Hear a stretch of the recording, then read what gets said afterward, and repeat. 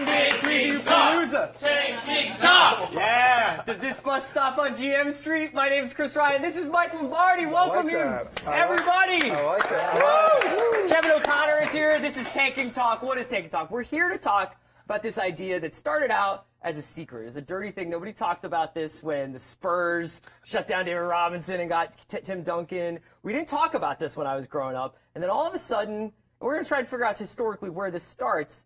Tanking becomes this fringe idea in front office, but like team building. And now it is something that, 30% of the NBA is actively participating in? 20%? I mean, we'll see. It remains to be seen, but there's going to be a lot of bad teams. We just got through that Eastern Conference power ranking. I think we could see a lot of bad more. Teams. Mike, do you remember the first time you came across the concept of tanking?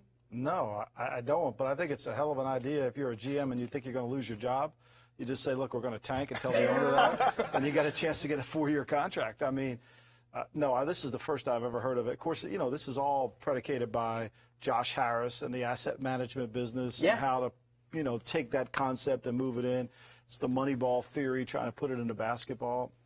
I don't know. I think it's got a long way to go to really, truly. There's a word tanking. To me, it should be strategic tanking. Then that would make more sense to me. Yeah. Well, if you have questions for Mike or Kevin about tanking or team building or anything else, it's hashtag NBA Palooza on Twitter. You can also reach us through the YouTube comments, through the Facebook comments. Kevin, Hinkie obviously popularized this idea of tanking, but when you see it, like, how many actually examples do we have of it working, right? Like, of teams that tore it down, blew it up, to use your terminology, and then actually built something up, and it's we're about to find out, I guess. I mean, look, I think if you want to talk about the act of tanking, the act of tanking is done so you get those high-profile, top-tier players. And if you look throughout history, if the goal is to win a championship, you need to have one of those players or more in order to win a championship. So even if a team didn't tank and they ended up like the second or third pick to get a superstar player, that increases your chances of winning a title. However, there's very few instances where anybody's done it to any extreme close to the Sixers. I mean, what they did is something unique. And like the results have been mixed so far. Hinkie lost his job. You have guys who may or may not pan out. But the fact is that they at least put themselves in position to potentially capitalize on those picks. I see you shaking your head. Well, you know, I think it's just the whole theory is backwards. You know, like I said, it's strategic tanking. And so what the Sixers did is just say, we're going to tear down this organization, we're going to lose, and we have all these – and people are actually buying it. But they don't have a team. You know, Hinkie, when he wrote his resignation letter, he quoted this website called, it's a really good website. It's Farnham Street. It's by Shane Parrish. It's a lot of Charlie Munger in it. If you read it every day, it's called Brain Food. And in his manifesto, if you will, when he resigned, he talked, the words chemistry and culture never were in those. And so, to me, you can't build a team, you can't build an organization where winning doesn't matter. Because it permeates through your organization, and then nobody cares. And then it isn't a switch you turn on and say, oh, we're going to start winning now. Like the Sixers are going to start winning now. They don't even know how to win first. Oh, I think that you could make the argument that they were waiting for some of these guys to mature to a level where you could bring in a Redick, you could bring in Amir Johnson, even if Amir's not going to make a huge on-court impact, to start showing these guys, look, this is how you perform on a night-to-night basis in the NBA. I mean, like, they are taking incremental steps. I think probably the fan base is a little thirstier for a huge leap, right? Yeah, I'm thirsty to watch a good game. I mean, I mean, you know, like I'm like dying for it. You know, but again, you know, the Warriors had high picks and they got some great, but they didn't tank. Like, they didn't tank. Now, well, they have Kevin Durant. Great, they have Kevin Durant. Well, they got Kevin Durant because they're a great team, and they already had all these pieces in play. Like, there still takes expertise to pick the players. Yeah, Ron Ackner on Twitter pointed out the Warriors basically tanked to keep the pick that turned into Harrison Barnes. But Danny on Facebook does want to ask Mike, if you walked into Al Davis's office and suggested the Raiders tank, what would Al have said? He would be like, no, tank. The concept of tank, it would even resonate with anybody who's a competitor. I mean, like, if you're competing to win, you want to try to figure out a solution to the problem. I mean, he would have wanted to try to, look, first of all, high draft picks don't work out. I mean, has anybody watched Okafor play? Okay, so it's not like it's a guarantee that you're going to make the right pick. You still have to make the picks. It's fool's gold. I think you build the team the way you have to build a team and use your intelligence to make it the most effective. How much do you think that that's based in the NFL, especially? I'd imagine if you set out a group of guys who are not equipped to compete, they're in danger of getting actually physically hurt. Well, right? look at the Cleveland Browns. I mean, Yeah. look, the Cleveland Browns are the king of tanking in the NFL, right? That Sashi Brown went to Harvard. They brought Paul DePodesta, the Moneyball guy, in there.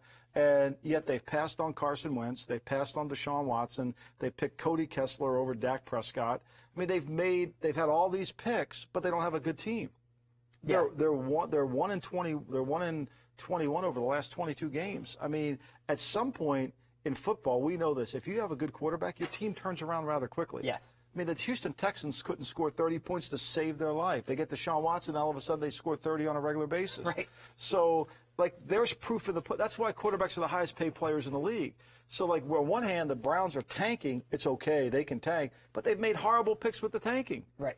Doesn't that speak more to the people in that front office, though? I mean, like, if you have a great front office that decides we're going to tank, wouldn't for them possibly that be a great strategic tanking decision? You think Henke was great at what he did? Like, Henke made He bad was great picks. at trading. He did make some you got mistakes. the guy's shirt. You're wearing his shirt here. We picked Michael Carter Williams lot of over people- here. a couple people pass on Four guys, teams though, pass yeah. on them. But the point here is this: is if you're going to be good at tanking, you got to be really good at evaluating. Yeah. But it's not true with any strategy, though. I mean, if you're going to build through the middle, like you need to be extra good from drafting. Well, Mike, you and I are both Yeah. Sixers fans. If we had just continued and changed names, changed faces, but it was the same thing as that Doug Collins era, win 45, win 46, go out in the second round over and over again. Is that enough for you, or as a fan, are you like? Because in the NBA, I think there's more. I think there had to be more. Obviously, there had to be a way to find a player. You got to find a player, and when you're in that category, you got to find a player to make you great. Yeah. And that's a hard thing to do in the NBA. I realize that. But to me, I didn't have a problem with the direction with Henke. To me, I had a problem with once the results started coming in, I didn't see the product. Right. I didn't see the results. I saw two players, Noel. I saw Michael Carter. Like that draft worked out really well for us. I don't think so. We got some assets later down the line, but we got the Laker pick, which hasn't come through yet because of Michael Carter Williams. But it's all fool's gold. Unless it's out there on the court, I don't see how you can say it's working. And they traded that Lakers pick. Right. With the third pick to move up to number Right. one to get Fultz, which I don't think was necessarily Fultz is going to be the right fine. decision This is You keep Fultz is talking. gonna Al be Henry's fine. going to be fine, too. Do you remember Al Henry? Huh? You don't know. See, I'm way older than you. I have way longer memory of bad 76ers. Al Henry was a player at the University of Wisconsin that the Sixers picked in the first round. And when they called him on the telephone, this is back in the 60s, when they called him on the phone, they told him the Sixers picked him. Yeah. He had no idea he was even going to get drafted, and they picked him in the first round. He thought it was a prank call. A couple of questions here. Derek on YouTube says, if more than 4 teams are tanking, doesn't it make sense to go against the trend and play it out to develop your young guys with better experience? I mean, that's the inherent problem with tanking. Like Mark Cuban spoke to this last year. Right. He's like, if there's multiple teams tanking, the incentive to tank is not there because you're not necessarily increasing your odds. I think you got to be the outlier. I mean, look, if you're in the Big 12 and everybody's running spread, you should do what Stanford did and run a power offense. Right. If everybody's tanking, you should go against it because that's where you can find players. It's like in the NFL.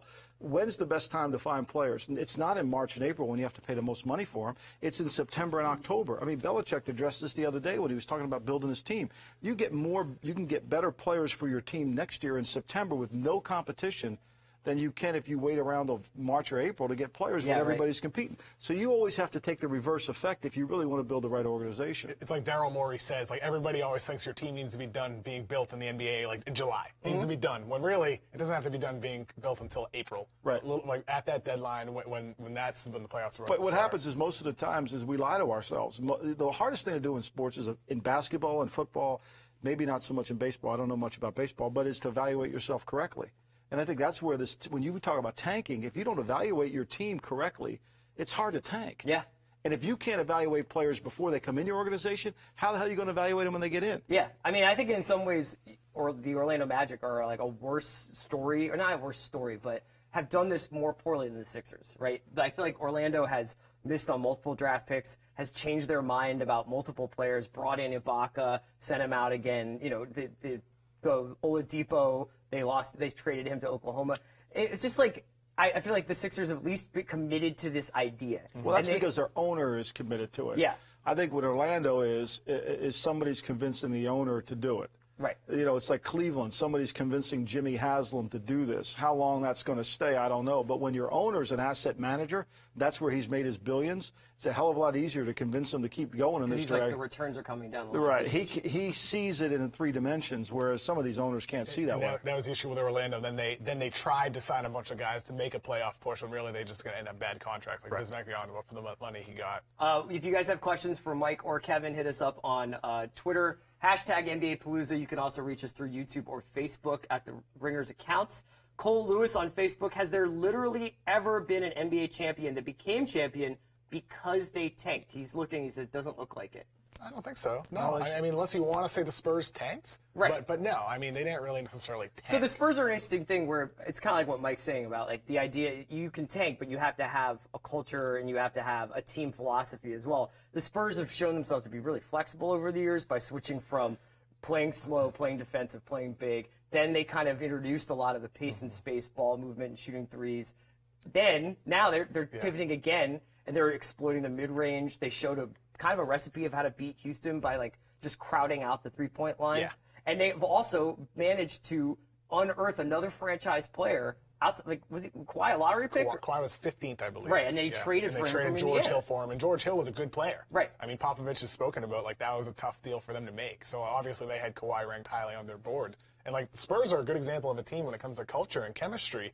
I think the Spurs have made themselves into, like, a destination. Like, the team, when they were in the 90s, they were not a free agent destination or anything like that. But by building through culture, building chemistry, and building really a foundation, I think they're always going to be a team. Even if like they have a down year this season, they're going to be a team that's always. I think killing. Shea Serrano might want to second guess the Spurs being a free agent destination after LaMarcus Aldridge. Yeah, that's true. There's another question here, and Kevin, I wanted to talk to you a little bit about this when it comes to tanking and getting high picks. This is from Nobody Scout on Twitter.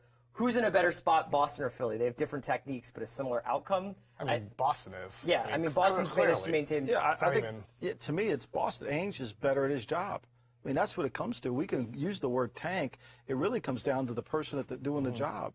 And I think, when you look at the Spurs, I mean, they've been able to maintain excellence over a longer period of time without having, other than the Duncan pick. I mean, there's a great video on YouTube about Popovich talking to this European clinic. It's fascinating. Yeah. And, and he talks about how he starts every year over. I mean, I thought I was listening to Belichick address the New England Patriots. It's the same culture. It's the same idea.